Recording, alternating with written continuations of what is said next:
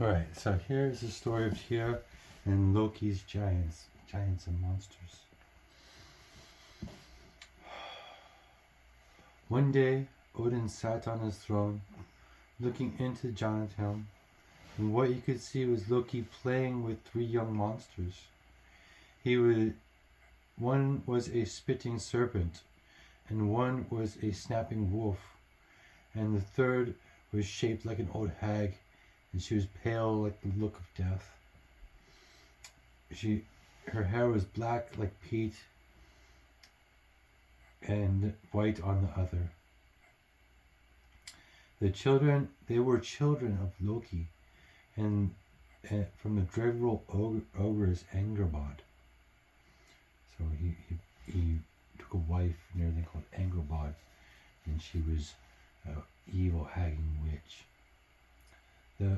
The father is bad, and the mother is even worse, said to Odin in disgust. No good can come from their offspring from such parents. At once he summoned Loki and his blood to Asgard. Odin felt one day that these three monsters would bring disaster to his worlds. But as they were the offspring of his blood brother Loki, he could not kill them. He swore a blood oath with Loki. He could only put them where they could not do any harm, or could do the least of harms. So he flung the serpent into the ocean, and it sank to the bottom and grew until it wrapped a circle around Midgard, which is Earth. And it wrapped all the way around Earth until it bit its own tail. And it was called the Midgard serpent. The hag Odin sent deep underground to live at the doorsteps of Niflheim and rule over the world of the dead. And she was named Hel, and her realm was named after her. Groveling, she welcomed all that who died from sick and old age, and nothing could make her guests happy. Happy in her vast halls. The walls of the halls were wicked works of whitening serpents, and roots sat on the serpents, and the roof sat like a black. On the roof it sat a black sooted cock, which is a rooster, who never crowed and was silent like death. A pitfall her doorstep was called. The sick beds was her name of her lair, and knives were called from the hunger of the platter of the starvation of men. A high fence around her realm, and have her howling hounds of she had howling hounds of guards that stood at the doorways of the gates. Once in a while she left the gates open, and the dead people would roam all over Earth to the horrors of the living. Beyond Hell lay Niflheim, a still glimmer place of those who had been really wicked were thrown, which is Niflheim it's a mass world of ice and snow, and it's extremely cold where nothing can live. And it's where all the super evil people go. The most terrible spots of Niflheim were the whirlpools of the dreaded dragon Nihogger, who lay chewing on the deepest roots of Yggdrasil, the world tree. So they said that the Niflheim was underground, was extremely cold, and it was kind of next to the gate of hell. So, and also like hell could have been located around the world of Wuslheim. So Fenris the wolf, the third of Loki's monsters, was the offspring was dragged to an island in the middle of a lake of a surrounding iron tree forest. So it was a forest made out of iron trees.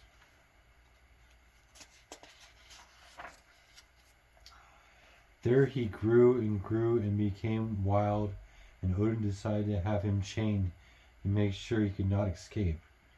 But the huge wolf laid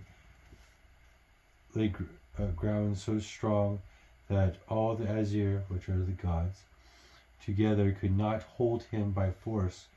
They had to have him get chained. So they couldn't hold him, put chains around him. That's what it was. So even all the gods together couldn't hold him to put chains around him. They told. It didn't put chains around him. It just put lines. Yeah, well, they're trying to chain him up and everything so he couldn't hurt anybody on Earth. They told him that it was a sport of a test of his strength to see how fast he could free himself. Proud of his strength, Fenrir agreed, and when the chains were around him, he merely strained a bit and shook them off, and the iron links flew to the side. So these chains that even the gods made, everything, the gods would chain him up and everything because he let him up. Fenrir was so mighty and strong, he could just boom break the chains. So there wasn't chains that could hold him. Nothing but a magic bond could keep the monster tied up. Aesir enlisted the help of the Gnomes, which were gnomes that were living underground. They were technically the dwarf races, and the dwarves. So the Gnomes were willing enough because they too were afraid of the Wolf of Fenrir, and they cast spells and sounds of cat's claws and the breath of fish and the spitting of birds and the hairs of old women's beards and the roots of the mountains, and spun them around into a stew, into the spitting stews of bears, and made a bond that looked as fine as ribbon silk. But since it was made by things that were out of this world, and they were so strong that nothing could break it. So they took a whole bunch of magic from out of this world and made bonds and everything that would hold Fenrir, as they were feared that Fenrir too would destroy their race. So Yggdrasil took the bond, the Aesir took the bonds and went out to the island. At first Fenrir refused to let them tie him up. He wasn't stupid, but he was very vain. Aesir played on his vanity. This bond is so much stronger that it looks like none of us can break it, they said. Come, let us tie you up, and we'll see how well you can do. So since he's broke all the other chains, they're trying to boast on how mighty he was. So like, let's come break these chains. I bet you can't. So if you break out of the chains and win, you will win great fame, and you will put the fear into other worlds. So they're saying, if you break these chains, everybody will fear you, and nobody will ever mess with you again.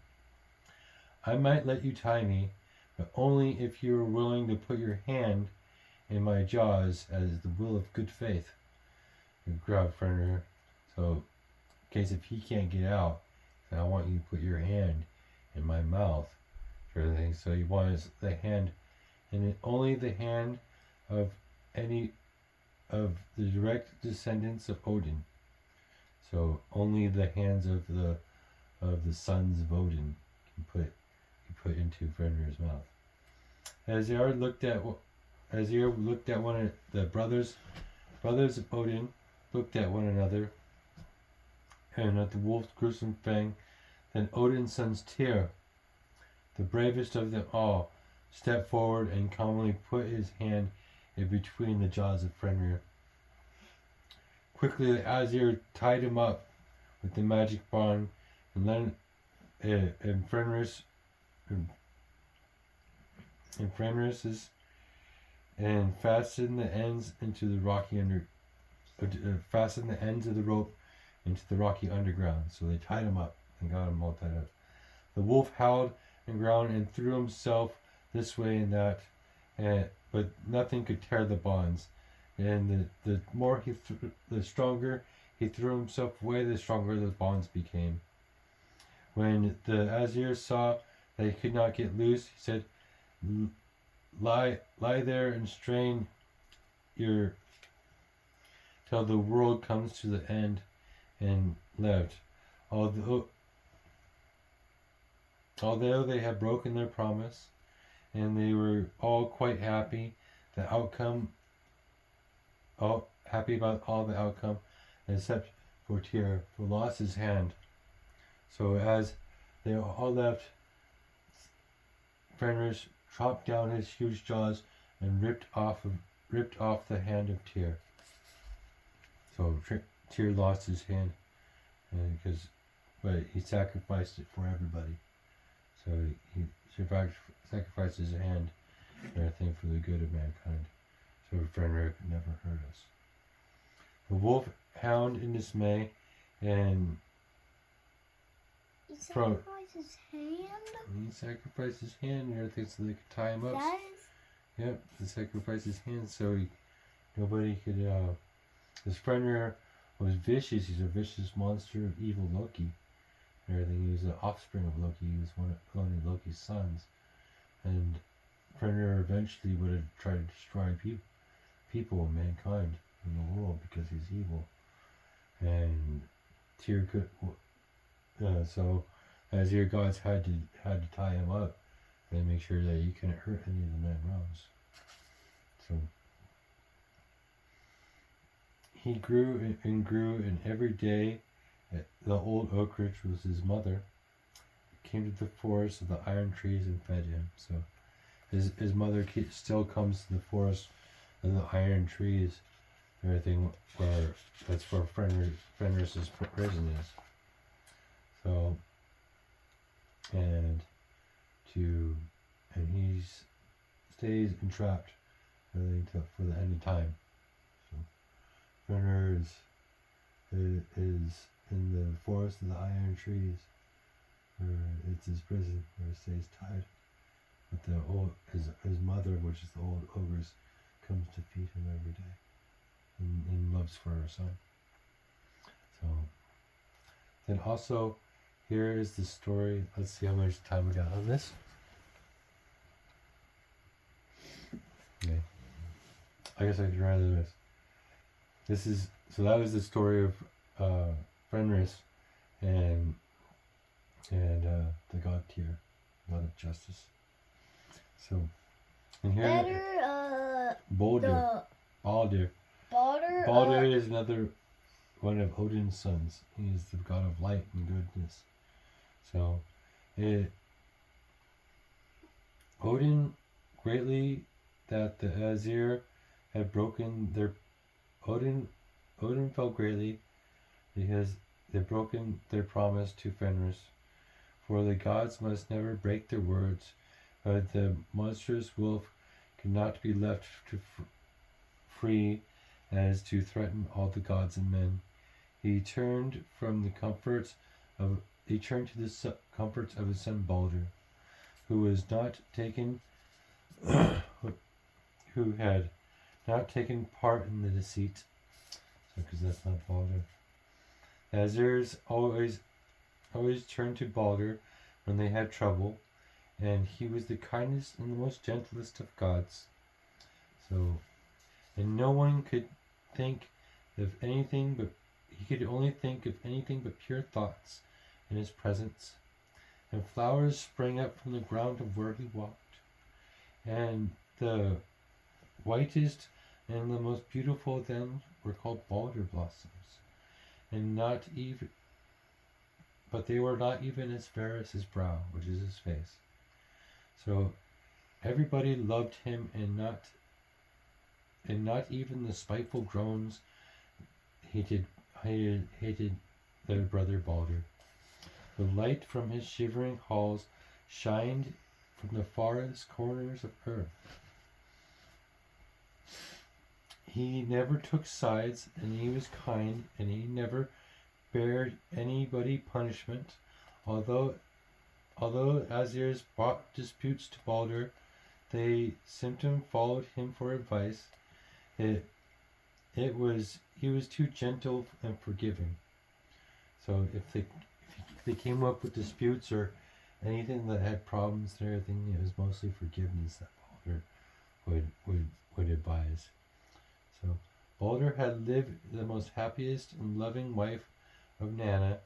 So Nanna's his loving wife, and there his son Forset, and he Nanna and his mother and his father Balder, they kindly studied the law of the world and laid down the judgments according to them, and his ruling was always held, and he became chief and judge of the Asirs. So he was very forgiving, but he was also a good ruler, and from his kind heart, they decided that he was one of the judges that would judge the outcomes of their laws.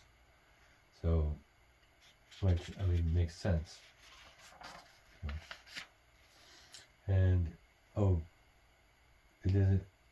this is about Heimdall and the watchtower of the Azir. So, and we'll read that next time. So we're out of time. It's time to go to bed.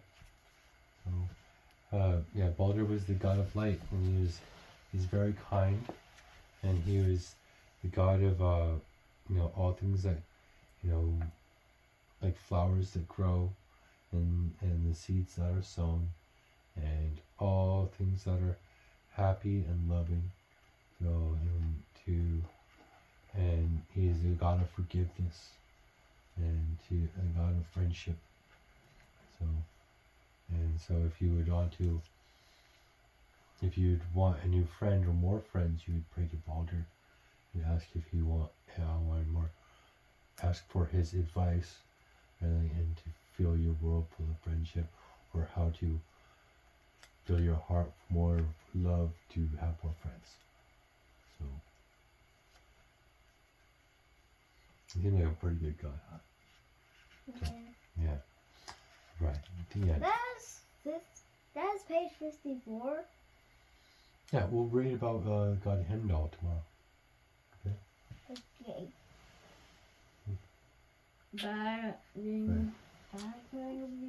Oh, that's right. There's Balder. Right. Thanks a lot, you guys, for watching. Thanks for bedtime stories. And as always, stay cold hard.